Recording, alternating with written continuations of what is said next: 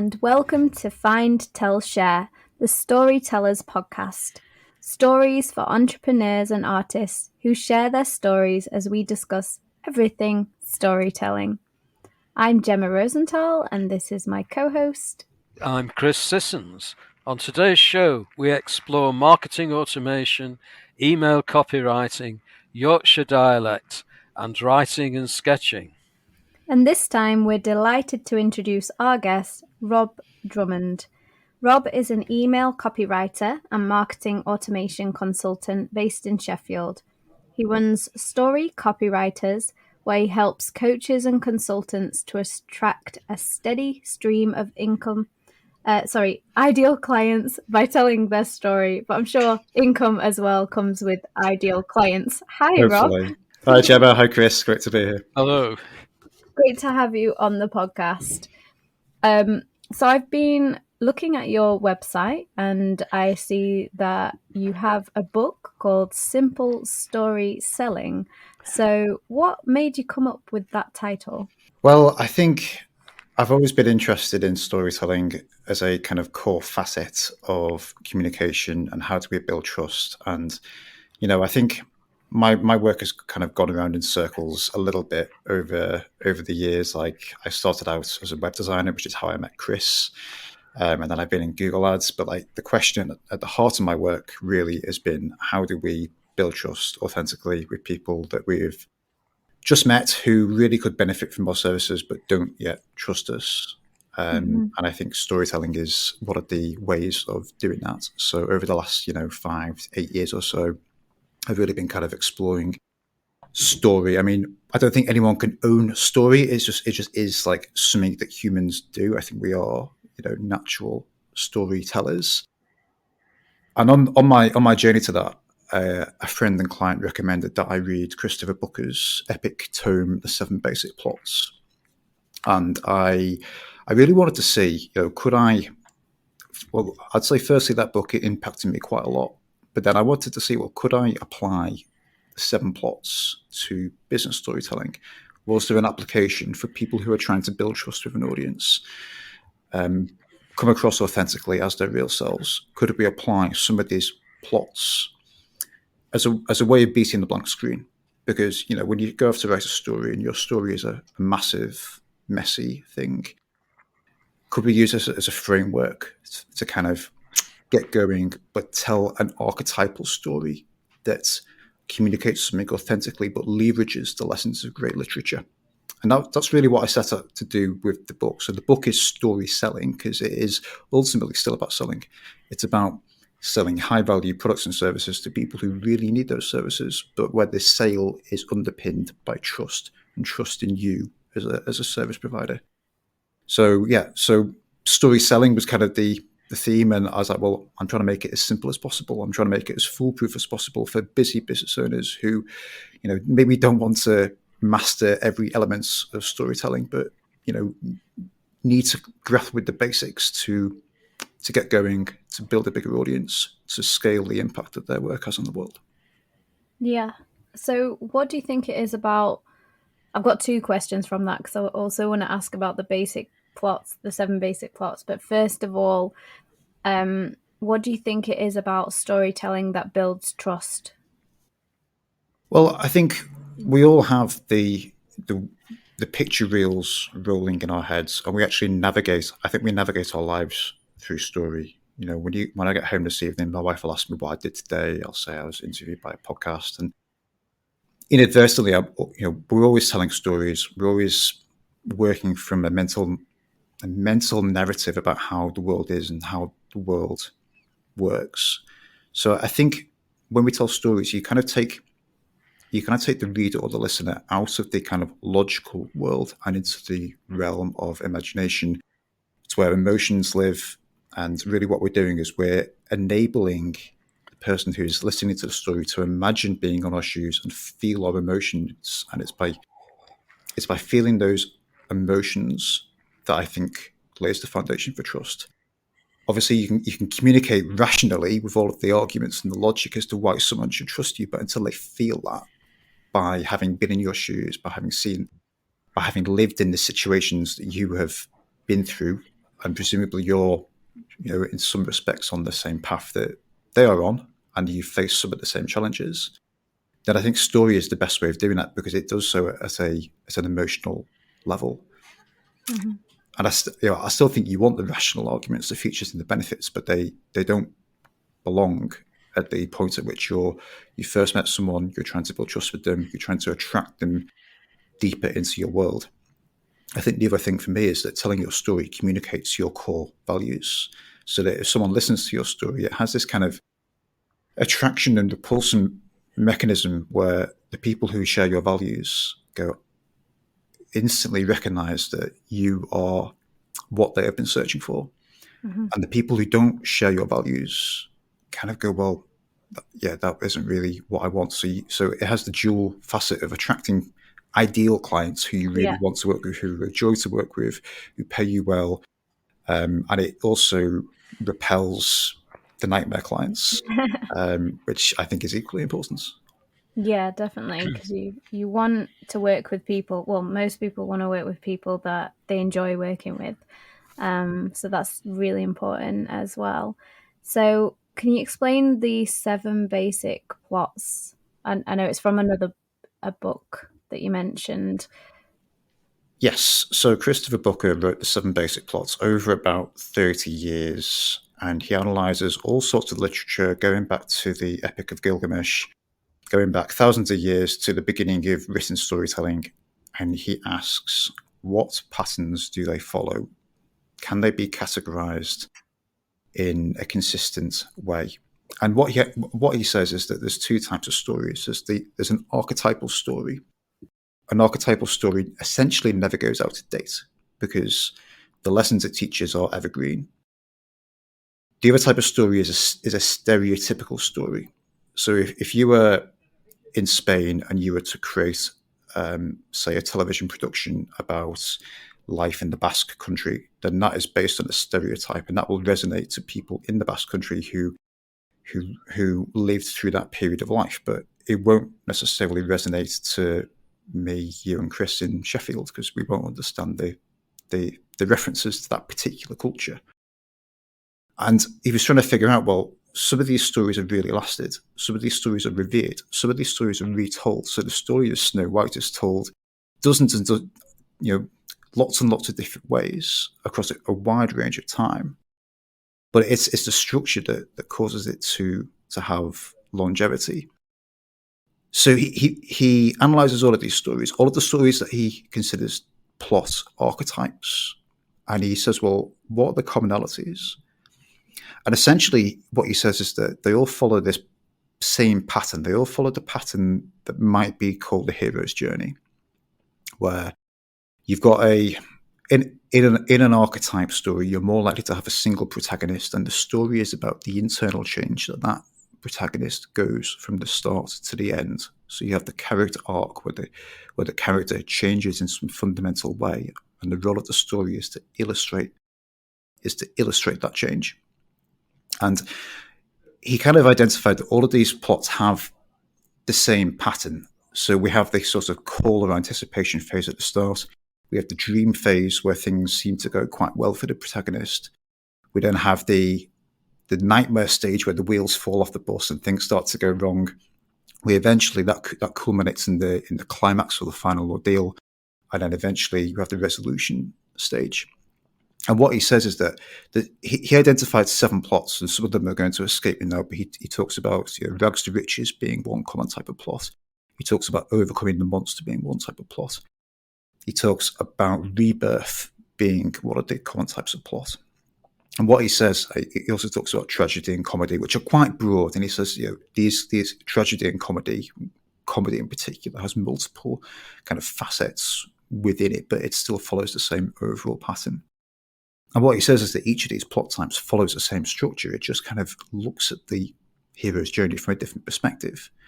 So in the tragedy plot, for instance, the protagonist, the dark energy or the dark force in the story is also contained within the protagonist.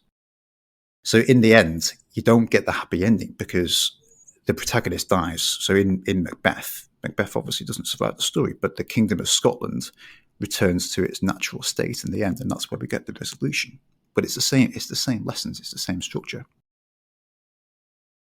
So that really caught my attention because always in my work, I'm looking for principles. I'm always trying to peel back, especially in marketing where new tools, new techniques crop up all of the time. If something has been around for thousands of years, that's something that's going to get my attention. I was like, well, if this has worked in literature for thousands of years, and people spend a huge amount of hours consuming movies, reading books, there's obviously a principle in this that we can apply, that we can use. So the question behind my work has always been, well, how can we apply this? And that's what I try to address in the book. Is I analyze. So I think at the start of about 2016, I sent an email to my email list and said, look, I'm going to send you an email, one a day, where I'm going to write a story about each plot. And I just wanted to see, for me, which stories felt kind of delivered my core message in the best way, and which ones felt a bit forced.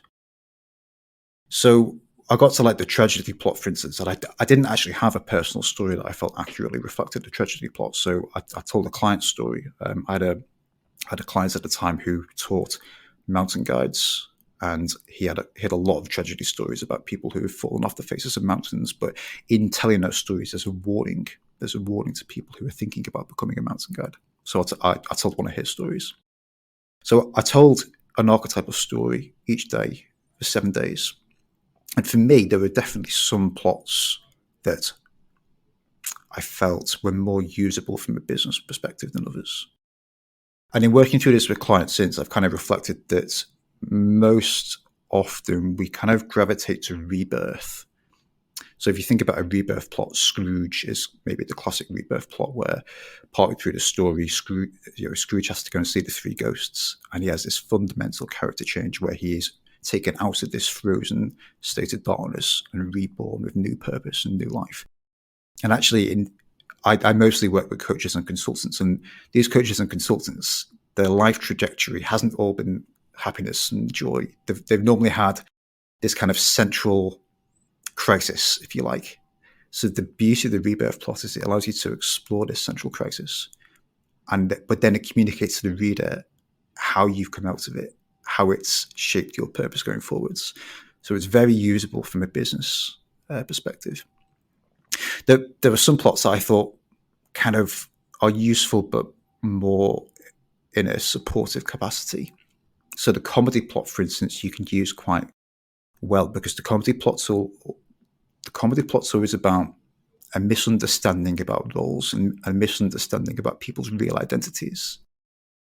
So I told a story in my email series about a time where I was working with a client. I was managing the client's Google Ads accounts, and he eventually came back to me and said, "Oh, I've hired this email copywriter."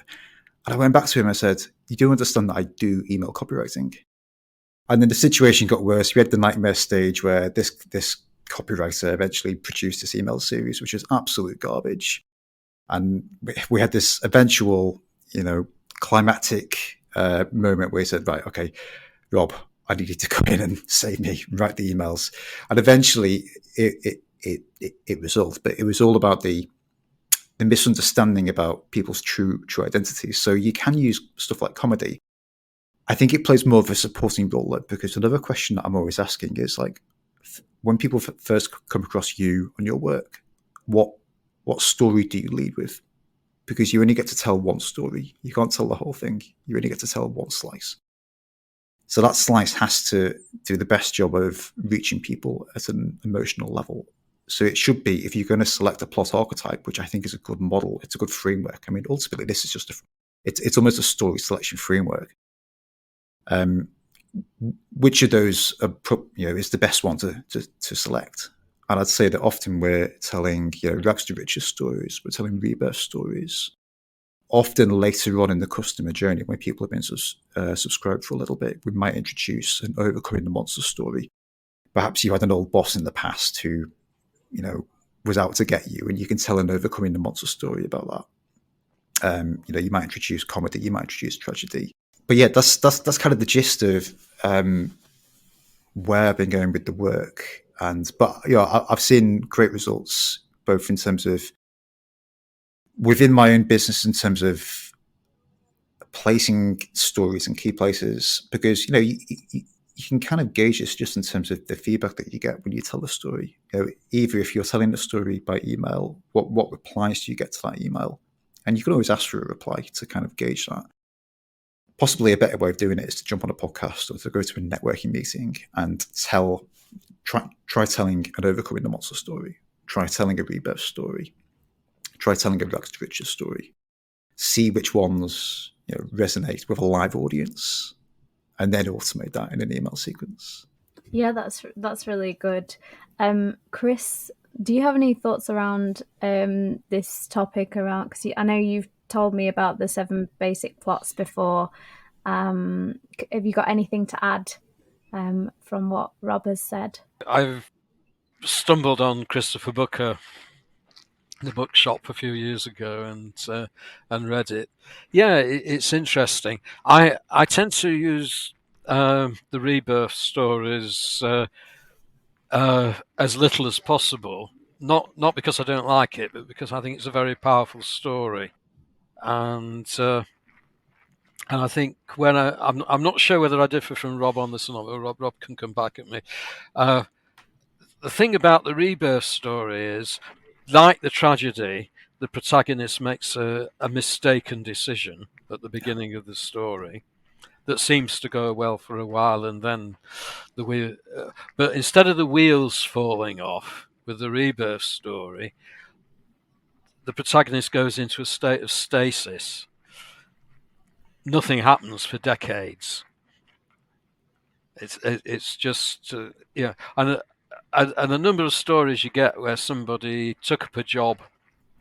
I think the latest one I heard was somebody who worked with the railways for several, 2 or 3 decades before finding her real vocation, and it's that. And that long period, I mean, it may have had its joys and its triumphs within it, but it was a period when that person wasn't really expressing their full self. Yeah, I think so. I think it's a very human story, because I think most people don't really find their vocation until we get into our 30s, 40s, 50s. So I think it's relatable on that sense, in that we've been through periods of our life where we felt stuck. We've not quite had the clarity as to what we're doing. I think it's definitely related to the tragedy plots. It's very much the same structure. It's really only the kind of crisis point and beyond that differs. I wouldn't say I use it all the time, but I think for telling a powerful story about how someone has uncovered their purpose and how that relates to the customer, we find it to be quite useful. It comes up, or potentially comes up quite a bit. I like to just sort of explore around the story a bit more before I sort of commit to that particular. And of course, you can tell the same story using different plot structures. Yeah. Not necessarily all 7. Well, the Lord of the Rings is the classic example of a story that uses all 7 plots, and you do see multiple plots in action embedded within each other in literature. But often for business storytelling, that use case doesn't quite exist. Yeah, well, you can tell you can tell the same story, but use a different plot structure. Yeah. So that means you're not getting something that's sort of far too long. Yeah. Although being far too long is a common problem.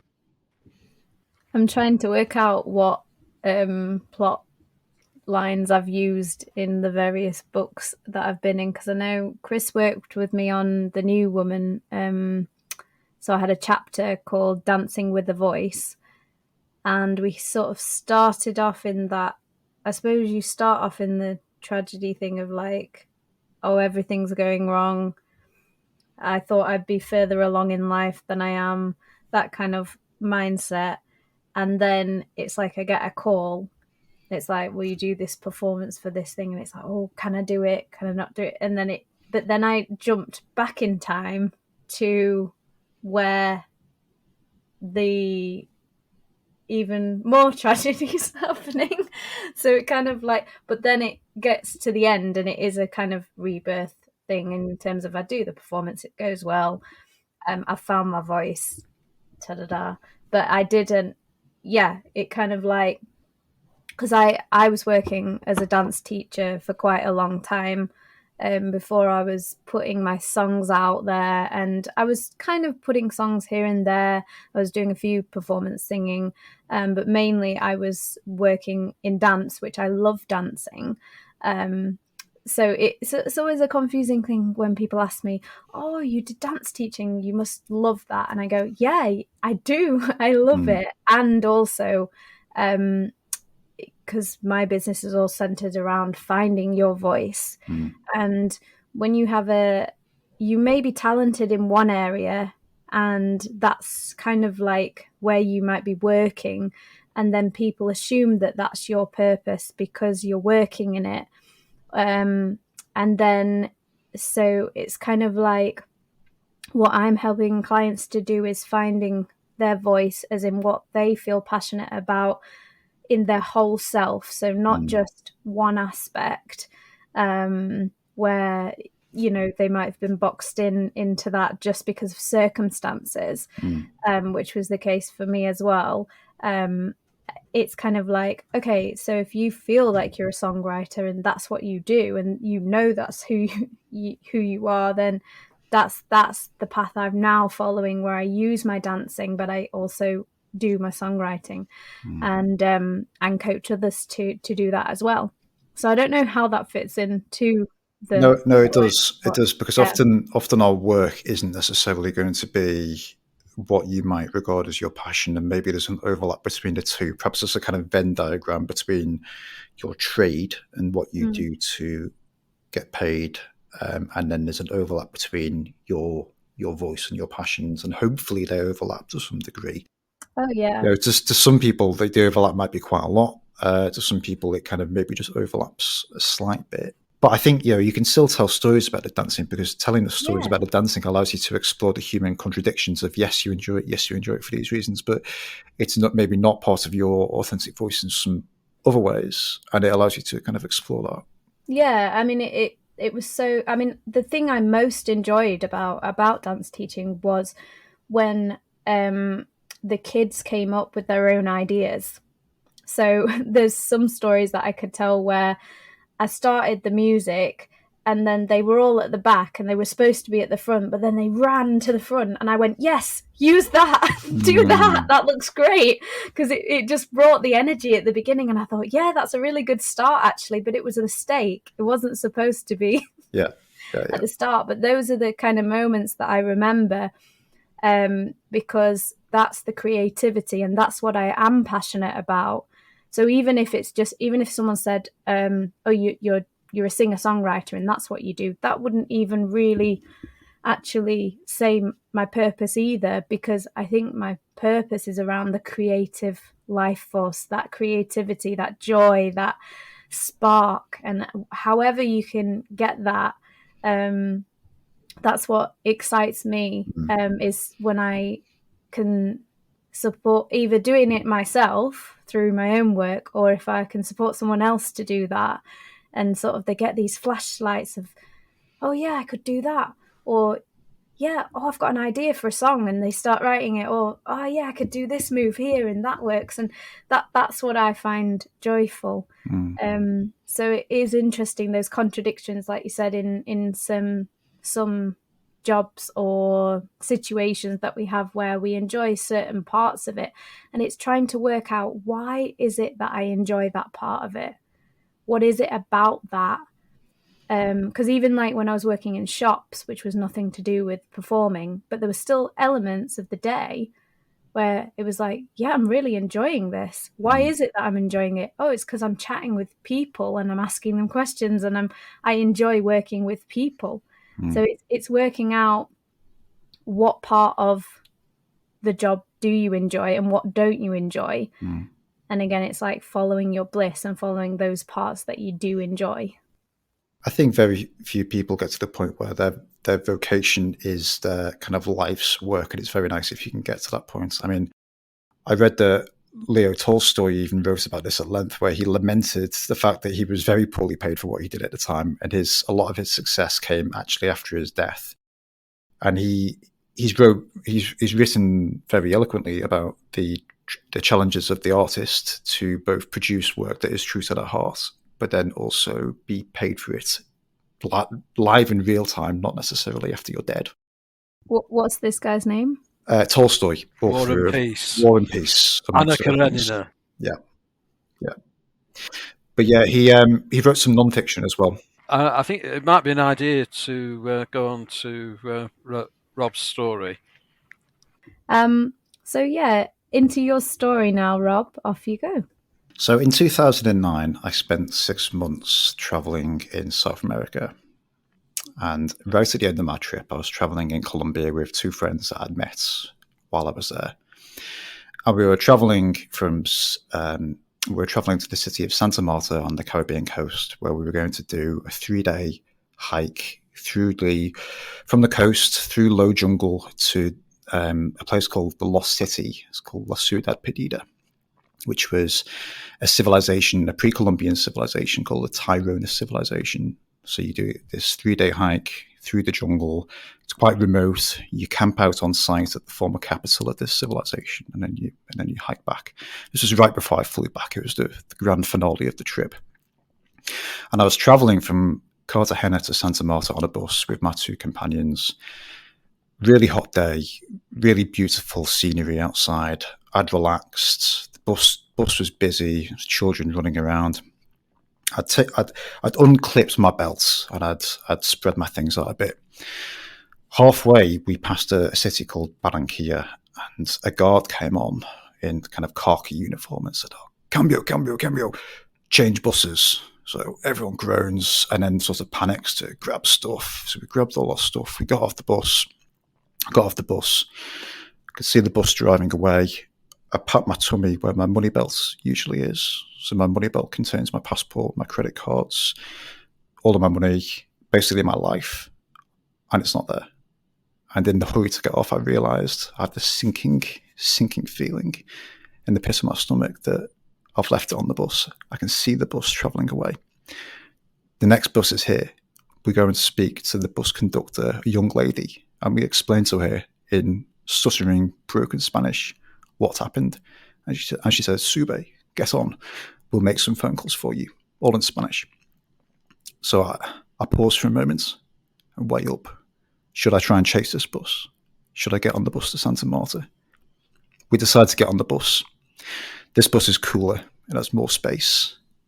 I sit there with my 2 companions. It's about another 2 hours to Santa Marta. Everyone else on the bus is feeling jovial.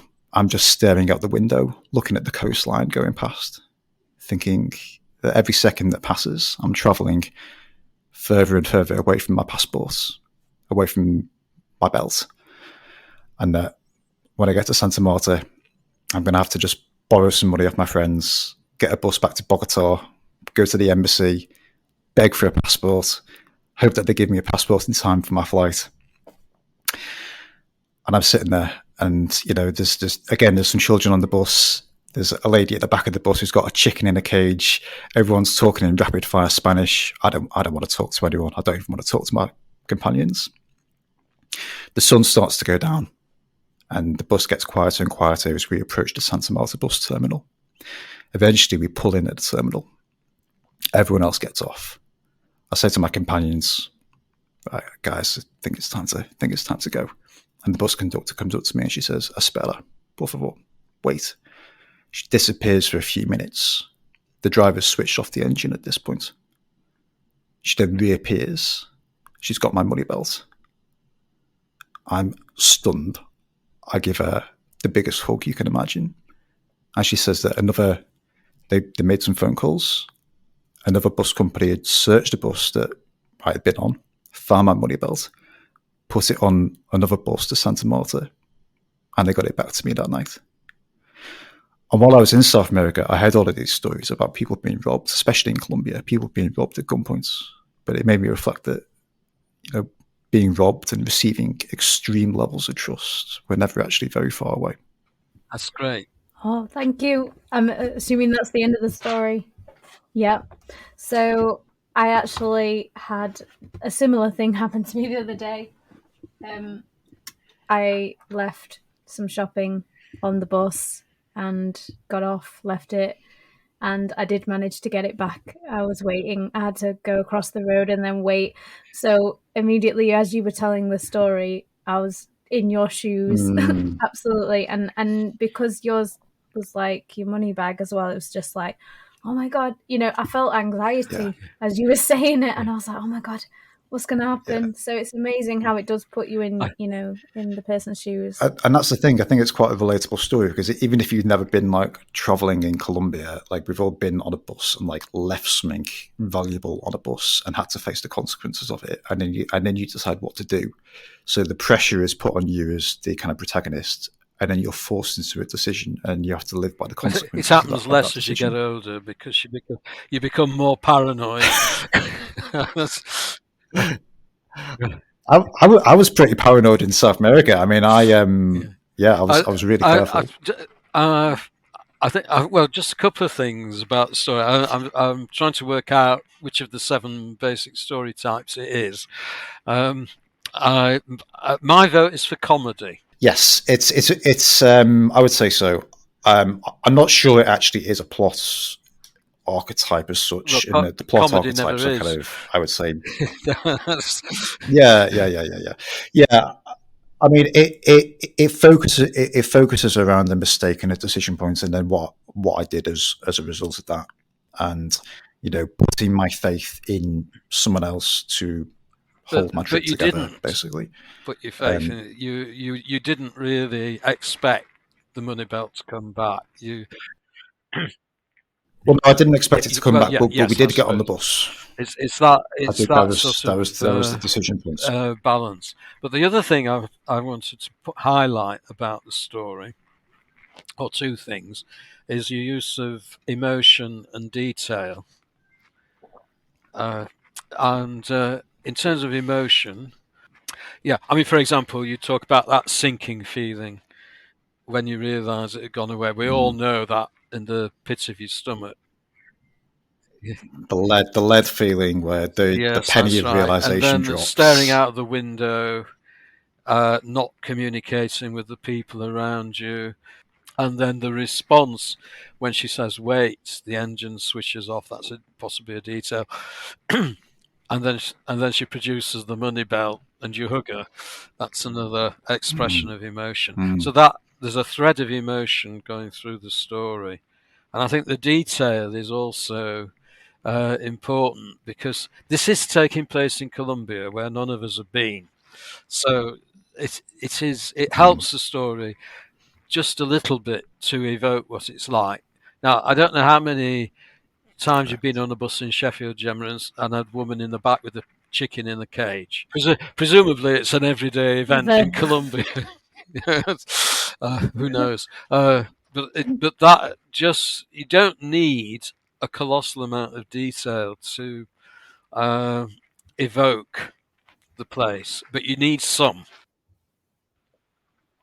You're just selecting a few details to help paint the picture in the listener's mind. I think not describe the whole situation, just a few pertinent ones.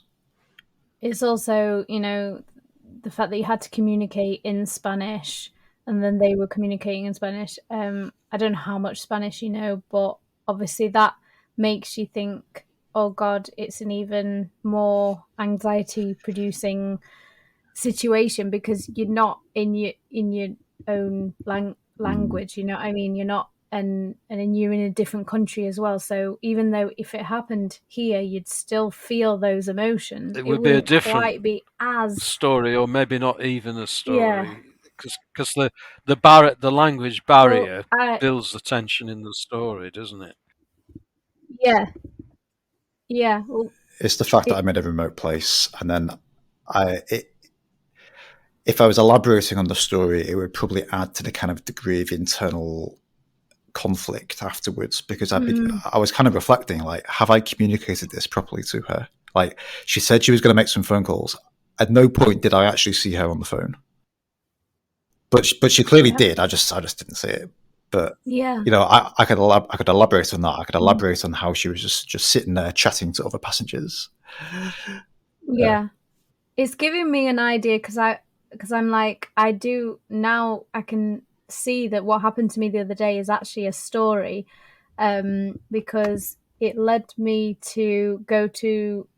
I had to charge my phone because my phone was going down as I was waiting for this bus, and then my phone started going down. I was like, oh my God, and I was so cold as well. So then I went into an Indian restaurant, and they said I could charge my phone, and then I realized I was like, oh, I better buy something, but then I've got to go and get my thing. So then I came back and ended up meeting a photographer who was doing taking pictures of the food, and it was a really great conversation, and we swapped details after. So if I want to have some photos done, I can get some photos, but it's like You only ended up in that situation because I only ended up in that situation because I left my bag. Yeah. And I think it's like, but I wouldn't have realized that's a story. Do you understand what I mean? I mean, I know it is, and I've told it a couple of people already that were, on the day. But like, I think there has to be stakes in it though for people to really resonate with it. So the reason I select the Money Box story is because the stakes were quite high. We were doing this trek. I described the trek in quite a lot of detail at the start and how it was the finale of the trip, and the repercussions of having to travel to Bogota, beg for a passport. The stakes are quite high. Yeah. So I was telling another. Without going in too much detail, I was telling another story another day about a time I was almost mugged in Sheffield as a student, and I was thinking that, well, actually, I could have even raised the stakes even more by saying, I had an exam the next day. I was rushing home to finish, my revision, or I had an essay deadline the next day. I had 2,000 words still to write. I was rushing home, and then get accosted by this young chap who asks me to hand my phone over. There's things I could have done to raise the stakes and kind of make the reader think. Yeah, it's the distinction between realizing that you have a story and realizing the story, because you. It's getting the details. You've got to, you left your bag on a bus. And then the aftermath of that, and the Indian restaurant and everything. So that. But okay, yeah. So you're now beginning to add detail, but this is what I'm saying. This is the difference between find and tell. Right. Well, finding is. In terms of and now how am I going to tell it so that I can raise the stakes, so that I can capture and hold attention, and maybe also promote my business. Yeah. So in terms of you were going to say so something. To me, Rob. you leaving your bag, that is the thing that puts pressure on you to make a decision, and then it's about what do you do. So you ended up in this Indian restaurant. That's then that was your decision then. So then it's how that pans out. But the fact that you left a bag on a bus it's just the thing that puts pressure on you, I think. And there has to be pressure. I only knew how to get to the other side of the road to wait for the bus, because after I got off the bus, there was all these people around. So I just said to them, I've left my bag on the bus. And they were all trying to help me so they said, you can actually go across the other road and it'll come back round, because it was one, like a bus. But I didn't realize how long that was going to take. So I was waiting for about an hour, and obviously you get really cold. But I think the bit about the story that I like is kind of, these things, because these things happen to me often where I'll leave something or there's a delay, and these things could happen, and you could just go into that kind of mindset of, I hate life, these horrible things happen. But if you actually go back to the trust thing, it's like that ability to trust other people and go, it's okay, they're going to help me sort this out, even if you don't know that for sure. It's that ability to trust. And I think that's what your story is also about, that kind of like, okay, this has happened, but I've got to trust that it will either sort itself out or it won't. You know what I mean? Yeah, and I deliberately finished the story by talking about trust, because that's what I want. That was the idea I wanted to impart that it was about. But I could have finished by saying that it was about bravery. It was about some other idea, and that. I mean, it might still have been that trust came across, but generally the story is about whatever you kind of finish it on. So you can almost guide the reader or the listener. I'd almost say mine's about opportunity and possibility. So the creative mindset is always about how can I make this work for me, not just for you, but for other people as well. So it's kind of like, oh, I networked at the end of it. I had a meal, and then I met a nice person, and might be able to work together at some point. Do you know what I mean? So it's kind of like one of the things around, that being the creative possibilities that can come out of any situation. Even telling this story here and you telling it, your story, it's having that mindset as the thing is happening as well. So it's like reminding yourself, oh yeah, this could be a story, or this could be a possibility to meet some new people, or that kind of thing. Yeah, these things happen to us all the time, and it's a case of I'm always trying to get my students to kind of store these ideas. So I try to get people to store them however you want to store them. So I use Evernote for logging and organizing ideas, but it could just be be making notes on your phone or however you want to do it. But if you don't capture it at the time, it's very hard to reuse it later on. Okay, so Chris is going to introduce another story that we have on the podcast today. So you've got two getting stories. Money's worth this time. I recently was given 2 walking poles, and the official reason why you use walking poles is so that while you're walking, you exercise your upper body. The real reason that you have walking poles is to reduce the chance of falling over, and I'm learning to negotiate. Getting over a stile with 2 walking poles is a challenge in 3-dimensional geometry beyond my comprehension just at the moment. But it certainly helps when you're out in the hills. And one of the green walking pole is called Donald, and the blue walking pole is called Josie. Donald and Josie are old friends. I must have met them about 30 years ago, and we went to the same church, and we've been friends for all those years, and Donald died between 5 and 10 years ago now, and Josie's still going strong. And I was hoping to invite Josie as a guest on the podcast, but recently Josie has published a CD of stories in Yorkshire dialect. The dialect that she uses is technically West Yorkshire, but it's similar to the dialect in Sheffield. And she was 91 when she recorded these stories. And you can tell when you listen that Josie, in her time, was an announcer on BBC Radio Sheffield, and has a lot of experience in that sort of area. And the stories are lovely. We're going to play one of those stories called Granny's Proposal to give you a flavour, and after that we'll see what the 2 of you think. So here's the story. Josie Smith telling the story of Granny's Proposal. This next one came to me straight from the horse's mouth. I've taken liberties with the language because neither of the participants actually spoke in dialect, but I'm sure you'll forgive me. The story sounds better this way, I think. Me grandmother, that's me mother's mother, were a well-set-up woman and a widow with her own little house.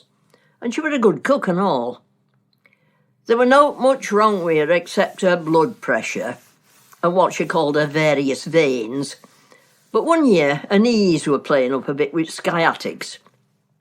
So me and my mother, you'd go and do a bit of gardening for her on a Wednesday afternoon. I were nobbut a little un in them days, and allus used to car quiet with me own bit of weeding to do and listening to what were going on. This particular day, my granny seemed a bit excited like.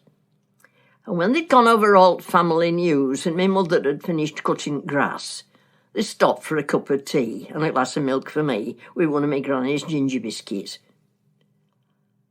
"You'll never credit what happened to me a Sunday," Granny suddenly come out with. "What were it?" said my mother. Granny were allus a bit of a drama queen, and she could tell a right tale when it suited her. "I got a proposal." "You what?" said my mother, thinking her ears were deceiving her. "Aye," Granny said. "This old chap as goes to our chapel walked home with me on Sunday morning. It were a bit drizzly, and he offered to share his umbrella. I thought it were right gentlemanly of him. But then when we were walking up our road, he stops all of a sudden and says, 'Can I ask you summat?' I thought he'd been taken short and wanted to use me lavatory. Old chaps has a bit of a problem in that department. But no, he said as how he'd been on his own since his wife died, and he'd been looking at me at chapel for a long time. He had a bit but by and no family, so what did I think?" "What did I think about what?" I said. And he said, "I want thee to wed me." "Nay," I told him, "we're a bit old for that sort of thing." On the road she'd said to my mother, "I couldn't be bothered at my time of life. His name's Onions and all, and I couldn't stand being called Mrs. Onions." So the reason why I chose this story, because I was listening to, the whole of her CD, and I just thought the way she said it, obviously it's short and sweet for the podcast, but also it's just, there was just so much lightness and comedy in it. So I think out of the 7 plots, I'm guessing it would be a comedy. It's definitely I'm a not quite comedy. sure. Yeah. Definitely a comedy. Just pay attention to the ending. Say, well, I couldn't marry him. I'd be called Mrs. Onions. Yeah, and I think we can all relate to granny stories. Well, I'm guessing most of us have grandparents at some point, and obviously some of us don't know them when they're alive. But for those that do, or even those who just know of an older lady, may be able to relate to this story. And I just think she says it in such a fun way. And yeah, the dialogue works, doesn't it? Yes, using dialogue in it. I think it's interesting as well because she says that the story wasn't originally dialogue, so she's kind of adapted it into dialogue. So just because I don't think you necessarily have to tell a story literally the way it happened, I think it's okay to apply a degree of creativity to make the story more impactful. Like, yes, it's maybe bending the literal truth, but Personally, I think it's okay. Yeah, well, we have this debate sometimes, don't we, Chris, around truth and how to tell stories and how much creative license to use, especially if you're looking for that trust. It is a difficult one because you don't want to go too far off the... There's a balance, I think. I think there's somewhere, because ultimately, like, you don't want to tell boring stories that have low stakes, where you're just droning on and people are trying to kind of get away from you. Like, so you don't want to be like that. But equally, we're not trying to make stuff up. I mean, we're not in the, unless you're setting out to write a fiction. This is the joy of telling a story live. I know it's recorded on a CD, as it's set in that way. But Josie could have chosen to simply tell the story as her grandmother told it. It was raining and I went from church and shared an umbrella with Mr. Onions and so on and so forth, and that would. But what she actually does is she sets that story inside another story of as a child gardening. Yes, I kind of felt there were two. My initial response was that there were two threads going on, but then I realised that it's, as you said, that one is set inside the other. But initially, I thought the story was going to be to do with her as a child gardening in the garden. But then you realise that you're kind of eavesdropping on a conversation, and that's the real story that's going on. You know, putting a child in a story is always a good move. Because it lightens the story, and again you get the little bits of detail, you know, the glass of milk and the ginger biscuit, and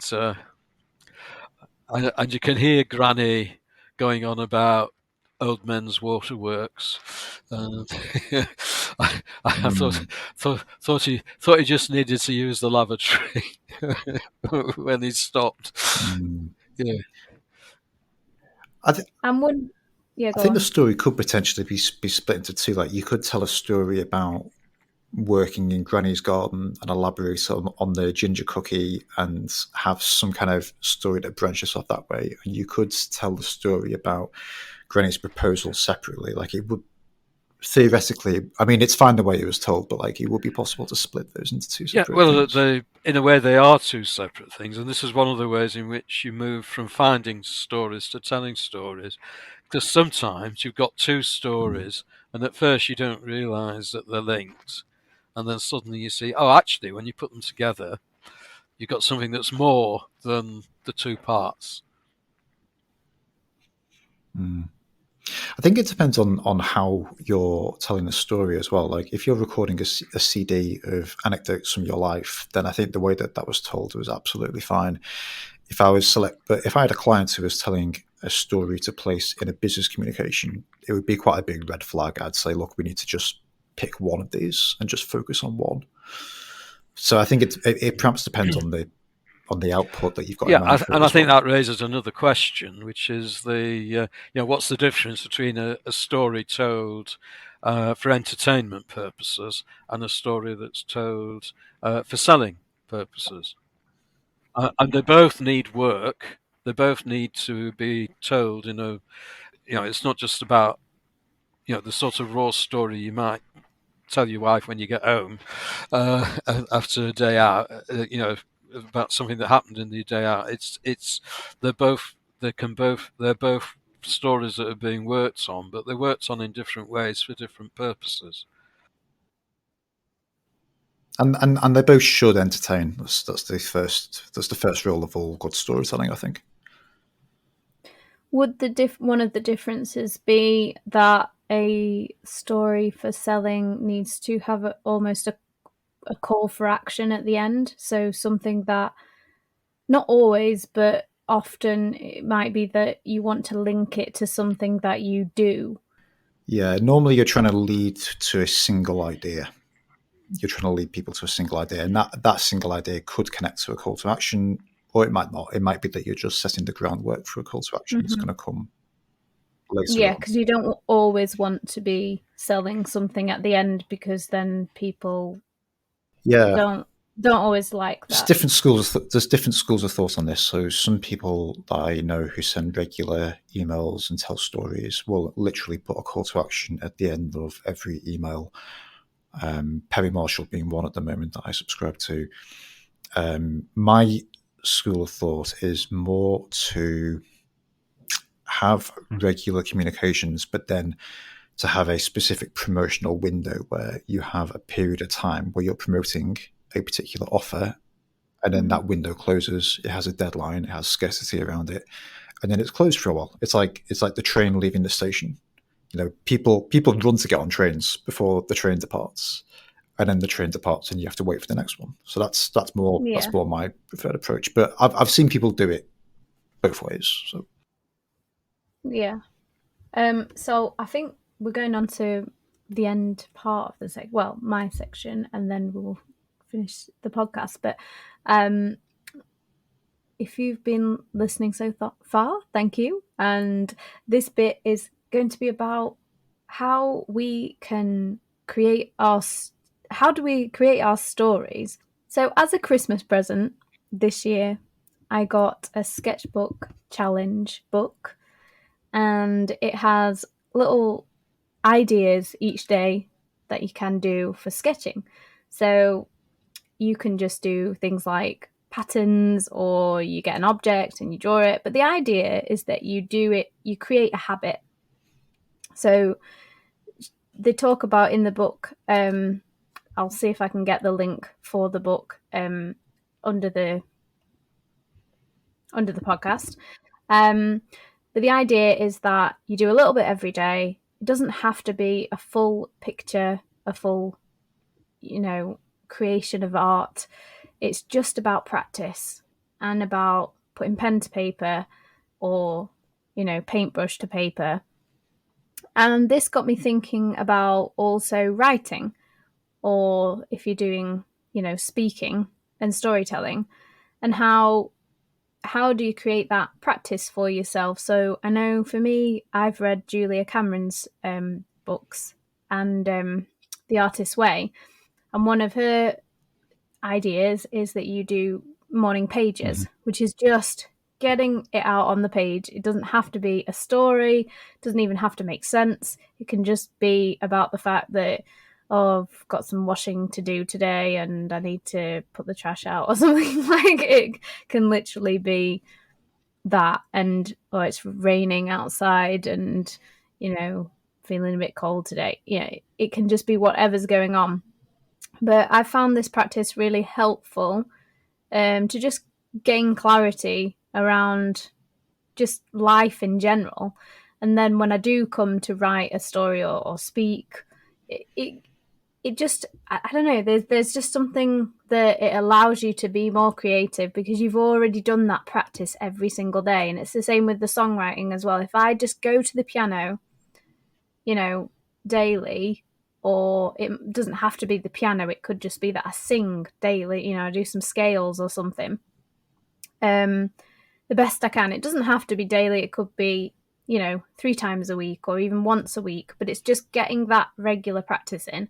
So I just wanted to know your thoughts on this, Rob and Chris, around what's your kind of practice, or do you have a practice?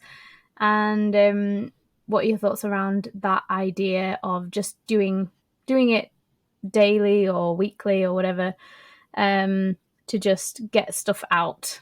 Yeah, I have a variation of the morning pages idea.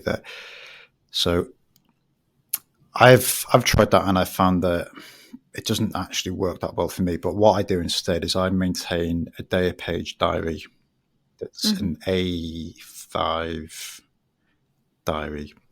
And I actually write in mine before I go to bed. I write a log of what I've done that day, what interactions are meaningful. Was there a single moment that brought me joy? Whether that was just like watching the kids wave at the bin lorry driver, or watching my 4-year-old draw letters on the Etch-a-Sketch. What was the one thing that stuck in my mind? I'll jot down stuff like that. Because I realized a few years ago that I was kind of drifting through life without really documenting it almost. And it's otherwise, it's like, well, you kind of get to the end and you've done all of these things. You've been busy in day-to-day life, but it's like, well, you kind of forget all of these details. So I use that, and then when I come across a page that I feel has been particularly useful, because a lot of them aren't. A lot of them are just, I went to work, I did this, I went for a run at lunch, it rained on me. But sometimes when I get to a page where there is some kind of element of joy, some kind of, and it kind of teaches me as well to kind of throughout the day to be looking out for things that are amazing, but we are blind to them because of everyday existence. And it could be, in autumn or spring, it could be a double rainbow on the horizon, or I'm quite conscious at the moment of the changing light. So really from mid the second week of February, like you really notice the light changing and the daffodils show up, and I'll write about stuff like that as well. But if there's a day where I feel like it's been particularly useful, I'll take a photo of it and I'll add that photo to my Evernote in a special folder. Often those stories then end up in my published writing. Often, not not always, but it's kind of a curated selection. But so I'll write initially freehand, using pen and paper. I think that's quite important. I've tried it on my phone. I think writing it with pen and paper is completely different. I think it uses a different part of your brain. So I definitely use pen and paper. Like, it's like you're recording it analog before you digitize it. Yeah. Another thing I'm doing is so I've been doing this since the start of 2021.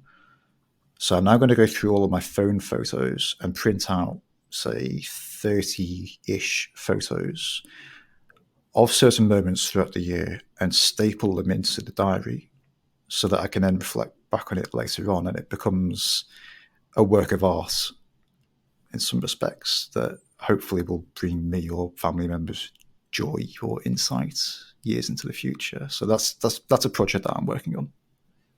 That's a really good idea, kind of making it multimedia. Using pictures as a journaling tool is quite it's a good idea. And Chris, what's your like Rob? I do keep a record of what happens during the days, and some days are more interesting than others. That's life, and it's a great way of keeping a record so that you can find stories in there. If you're looking for story ideas, that's one particular source.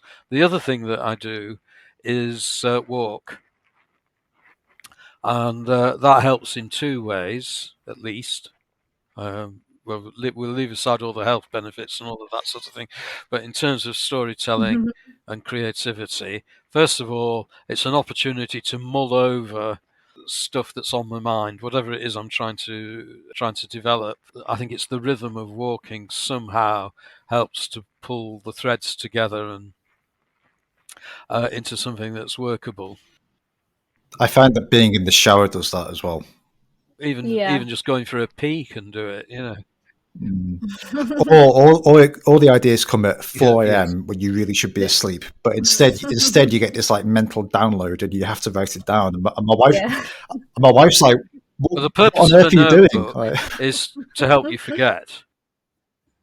Because once you've made a note, you don't have to remember it; it's there. You've got it. That's really valuable. The other part of it is that as you walk, you often see things that are inspiring. I do occasionally photograph things, usually fungus. It's amazing where fungus grows, and if you wander around Sheffield, and I'm sure it's true in your part of Sheffield, if you keep your eyes peeled, you'll suddenly see some amazing thing growing where it shouldn't be, and I always think that's worth a photograph. But Sanderson Weir on the River Don, for example, that's often worth a photograph because sometimes it's under a couple of foot of water, and sometimes the water's hardly getting through at all. And it changes with the seasons and the weather and so on.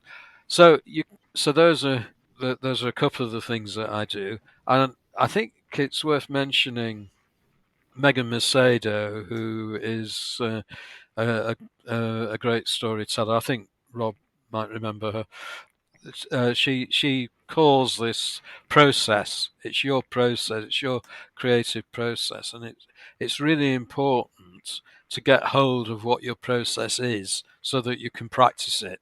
If you don't know what brings inspiration, then inspiration will just come at random intervals, presumably diminishing over the months and years. But if you have a process and you know what the process is and you follow it, then the chances are that you will continue being creative even when you don't think you're being creative. And what works for you might not necessarily work for someone else, and that's fine. It's figuring out. Just going back to your walking thing, something that I'm a runner. I run quite a lot. But I find that when I'm out walking, I notice things external. I notice the mushrooms. I notice the light. I notice the leaves falling on the floor if it's autumn. When I'm running, I notice things internal. I think about things. I don't notice the leaves and so on. I'm very much focused on, especially if I'm running up a big Sheffield hill, I'm focused on my breath and how tired I am. But it's the internal things that I notice then. So it definitely varies by activity as well, and perhaps by the intensity of the activity. Yeah, perhaps it doesn't have to be running. It could be cycling, or it could be something else that's challenging, I guess. Yeah, maybe swimming or Yeah. something as well. Yeah. So thank you, Rob, for being our guest today. You brought some great insights and stories, and yeah, thank you so much. Make sure you go and check out our other podcasts as well if you've been listening up to this point as well. We've had lots and lots of guests, so you can go and check out those. And Rob, if anyone wants to find out more about you and your book and your courses or whatever your coaching offers are right now, how can they find you? Yep. So my website is storycopywriters.com. And my book is Simple Story Selling, which you'll either find linked to from the website, or you can go to Amazon and search for either my name, Rob Drummond, or search for Simple Story Selling. Great. Yes, Chris? I'm still running Telling Stories Making Business, which is an opportunity for any business owner. Locally in Sheffield, we meet at the Island Cafe around a table over sandwiches, and you get a chance to tell a story and get feedback, not just from me, but from a few other business owners as well. And I think it's valuable to get those different views. Or if you don't live in Sheffield, we can do it online at a Zoom meeting. And I try to do a couple of those a month. We've done over 80 now. I think I'm just on the 82nd, I think. And they're great fun. And of course, this podcast, my website details and everything else are in the show notes. Jemma? Yep.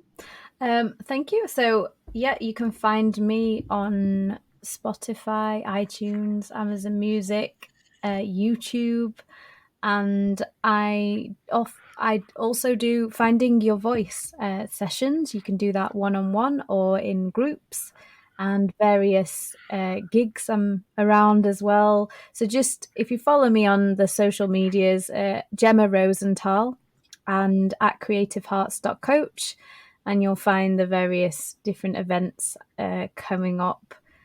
And yeah, you can listen to my music as well. So I've got a new single coming out soon. It's going to be called As a Woman. It's actually a poem set to music. So look out for that one. And Trust the Flow is already out. So Thank you can you. listen to those. So, well, thank you, Rob. I think we've had a good session, and we're very grateful to you for spending some time with us. So, farewell.